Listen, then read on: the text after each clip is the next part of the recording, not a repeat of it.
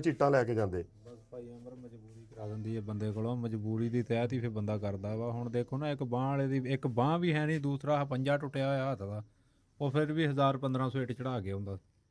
ਇਸੇ ਤਰ੍ਹਾਂ ਹੀ ਆ ਨਾ ਭਾਜੀ। ਹੁਣ ਇਹ ਵੀ ਇੱਥੇ ਦੇਖੋ ਨਾ ਵੀ ਕੀ ਸੀ, ਜਵਾਨ ਪੁੱਤ ਸੀਗਾ, ਔਰ ਇਹ ਨਿਸ਼ਾਨ ਨੇ ਰੋਣਾ ਵੀ ਮੈਂ ਨਾ ਭਾਜੀ ਮੈਂ ਆਪਣੇ ਮਾਂ ਪਿਓ ਦਾ ਸਹਾਰਾ ਬਣਨਾ ਸੀ ਤੇ ਮੈਂ ਮੰਜੀ ਤੇ ਪਿਆ।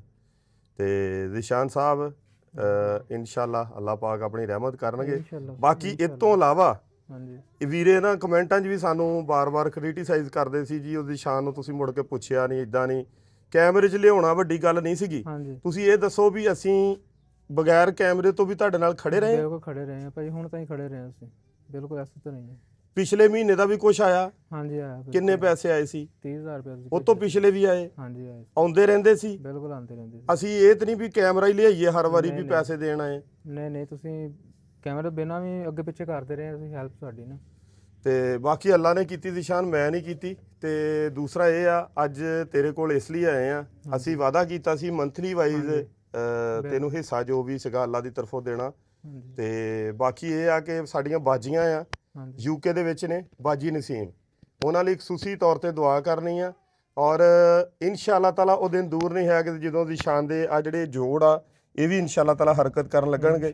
ਤੇ ਨਿਸ਼ਾਨ ਤੇਰੇ ਲਈ ਥੈਰੇਪੀ ਦਾ ਬੰਦੋਬਸਤ ਵੀ ਕਰਦੇ ਆ। ਥੈਰੇਪਿਸਟ ਦਾ ਕਰੀਏ ਕਿ ਜਿਹੜਾ ਇੱਥੇ ਆ ਕੇ ਤੇਰੀ ਥੈਰੇਪੀ ਕਰਿਆ ਕਰੇ?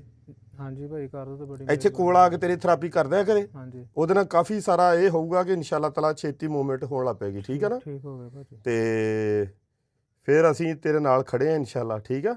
ਤੈਨੂੰ ਠੀਕ ਵੀ ਕਰਦੇ, ਫਿਰ ਤੈਨੂੰ ਅਸੀਂ ਆਪਣੀ ਟੀਮ 'ਚ ਪੱਕਾ ਹੀ ਰੱਖ ਲੈਣਾ ਆਪਣੇ ਨਾਲ ਇਨਸ਼ਾਅੱਲਾ ਭਾਜੀ। ਹੈ ਇਨਸ਼ਾਅੱਲਾ। ਤੇ ਬਾਕੀ ਬਾਜੀ ਨਸੀਮ ਦੀ ਤਰਫੋਂ ਤੇ ਯੂਕੇ ਤੋਂ ਆ ਤੁਹਾਡੀ ਕੋਈ ਅਮਾਨਤ ਆਈ ਆ, ਇਹ ਤੁਸੀਂ ਗਿਣ ਕੇ ਦੱਸਣੇ ਆ ਕਿੰਨੇ ਪੈਸੇ ਆ।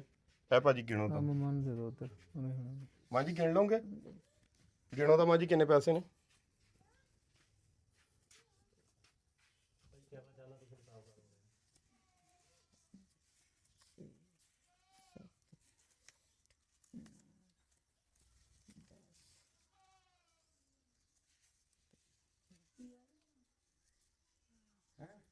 ਕਿੰਨੇ ਪੈਸੇ ਮਾਂ ਜੀ? 50,000 10 ਰੁਪਏ। 50,000 ਤੇ 8 ਰੁਪਏ ਸੀਗੇ। ਅੱਛਾ ਠੀਕ ਆ?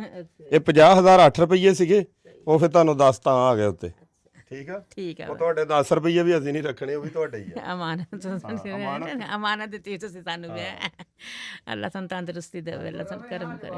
ਹਾਂਜੀ, ਇਹ ਤੁਹਾਡੀ ਅਮਾਨਤ ਸੀਗੀ, ਅੱਲਾਹ ਪਾਕ ਦੀ ਤਰਫੋਂ ਇਹ ਆਏ ਆ। ਤੰਦਰੁਸਤੀ ਦੇਵੇ ਅੱਲਾ, ਬਹੁਤਾ ਬਹੁਤਾ ਦੇਵੇ ਉਸ ਬਾਜੀ ਨੂੰ ਵੀ, ਬਹੁਤ ਦੇਵੇ ਖੁਦਾ ਉਹਨੂੰ, ਹੋਰ ਤੌਫੀਕ ਦੇਵੇ, ਫਿਰ ਜਿੰਨਾ ਇੰਨਾ ਦੇਵੇ ਉਹਨੂੰ। ਆਮੀਨ ਸੁਆਮੀਨ। ਬਸ ਉਹ ਬਾਜੀਆਂ ਨੇ, ਉਹਨਾਂ ਲਈ ਖੁਸ਼ੀ ਤੌਰ ਤੇ ਤੁਸੀਂ ਦੁਆ